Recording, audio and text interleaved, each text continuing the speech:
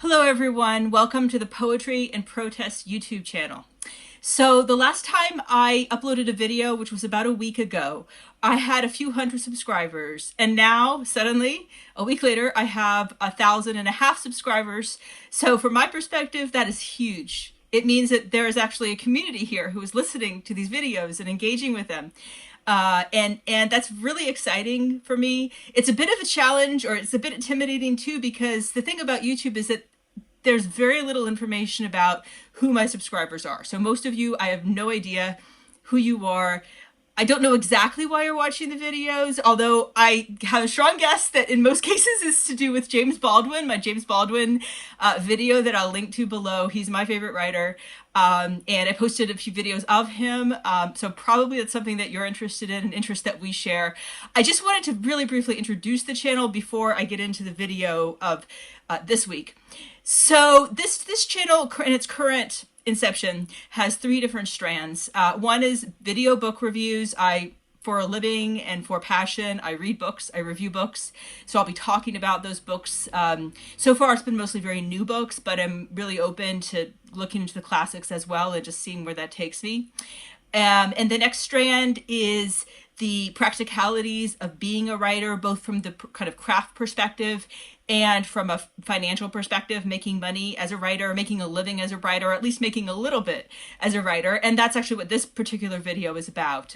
It's about a scheme that I want to emphasize, since I've checked it, since I recorded the video, is open to absolutely anyone, anywhere in the world.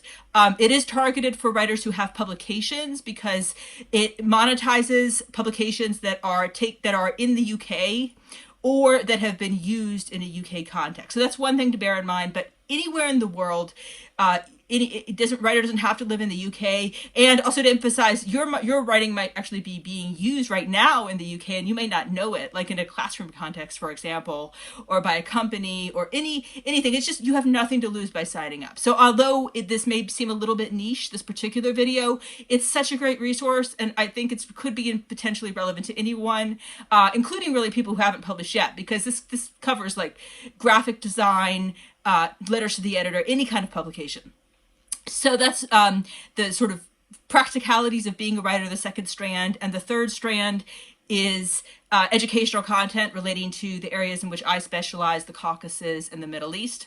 So that's obviously a very wide range of topics. And I'm not sure, I'm going to be trying to sort of produce content of interest to everyone. That's going to be hard to achieve, perhaps, but I'll do my best. And I really look forward to interacting with all of you in the upcoming months. So let's get into the video.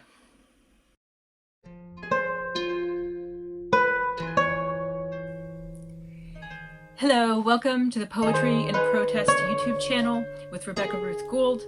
I post every week videos about world literature, protest, political dissent around the world.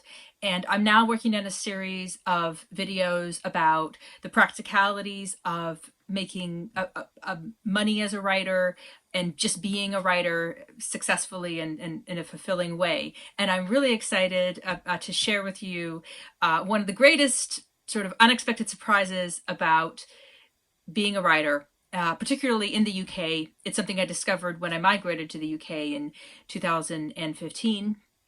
And that is the royalties that you receive whenever your articles are used or books are referenced, or in a classroom context in particular, all the rights, all the subsidiary rights that you get a cut of. And that's managed by an agency called the Authors Licensing and Collecting Society. And you do have to have a UK bank account in order to register and be eligible for these funds, which are distributed twice a year. But you don't have to be resident in the UK, as far as I'm aware. And I wanted to emphasize, even though my sort of case study here is connected to the ALCS, these types of organizations exist throughout Europe. In the United States, there are also weaker forms of licensing and collecting societies. I think it's the Copyright Clearance Center. They don't seem to me to be quite as effective in getting subsidiary rights funding for authors, but particularly for any author in Europe, not necessarily a citizen of Europe, just resident in Europe or having a bank account in Europe, you should know about this great resource and great income stream, actually. So I've been a member for 4 years of the Authors Licensing and Collecting Society, and I just wanted to walk you through the statements that I've been receiving from them, and to encourage all of you to sign up. Anyone who, and I also want to emphasize, you don't have to be a widely published author. Anything you publish that is has a presence in the UK, in other words, a journal where one of your poems might have appeared, or even a letter to the editor, except for not newspapers, but literary journals will be eligible as visual representations as well, cartoons, design, all of that. You have the right to earn a slice of income whenever that work is reused. So my statements, my first statement was for 2018. And I wish I'd registered earlier for the ALCS because you can register works, or you can earn income for 3 years after a work is published. So for example, if I publish books that I published in 2018, I will earn income on that work in 2018, 2019, and 2021. For something I published in, say, 2005, I cannot earn income. There's a 3-year period of earning income and earning rights for your work. And that statement was I received £427, and because it was the first time that I'd had such a statement, a £30 fee was deducted from it, which is fine. It's just the processing fee, and it's only a one-time fee. It's, in a sense, it's a membership fee to make you a member of the Authors Licensing and Collecting Society, which in turn gives you some benefits too. You can vote in their annual meetings. You get some kind of a stake in this organization. So, and I did nothing for that. I just registered my works in a timely way on their website. That was it. £427. The following year, and I should mention that there are 2 distributions. So there's distributions in March and September. The March distributions tend to be better for serial publications. In other words, poetry, articles, op-eds. That's what they're for. September distributions are for books. And I've published a few books, but I haven't earned much during those. In fact, I've nothing worth mentioning for those times. There are other ways to earn money with your books, such as royalties from the sale of the books, but not through the ACLS. It hasn't been lucrative for me in particular. I think for other authors, they may get both distributions, but I've done best in the March cycles. So the following year, 2019, I earned £334. Not bad. Again, I did nothing. I just registered my works. It took me 10 minutes. And then the following year was a really, really good year, 2020.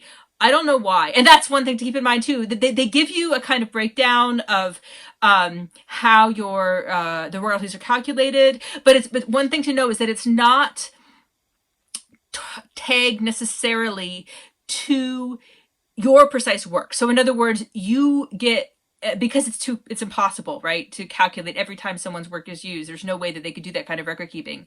So for example, if I publish a poem, then I will get a percentage, and this is just how they calculate it. I would get a percentage of that, of a pot of income that is delegated for the usage of poetry. So it's more in terms of like they assign you work to a kind of genre, a kind of category of knowledge, and you get a percentage of that. And so I don't know, but why mine was so excellent in 2020, but it was £826. And perhaps just I published a lot then, but still I don't necessarily, it was a surprise. Like, you really have no way of knowing what you're going to get in a given year. A lot of variation, but it's a really, really great resource. You have nothing to lose, literally nothing, right? It's not free money because it's your money that you earn from your work, from the rights to your work. But I encourage everyone to sign up, and let me know in the comments below if you're either in the UK and you've used the ACLS and benefited from it, or if you're in another country and there's a similar scheme that you are a member of and benefiting from. And if you know of any other resources like this, please let us know in the comments below.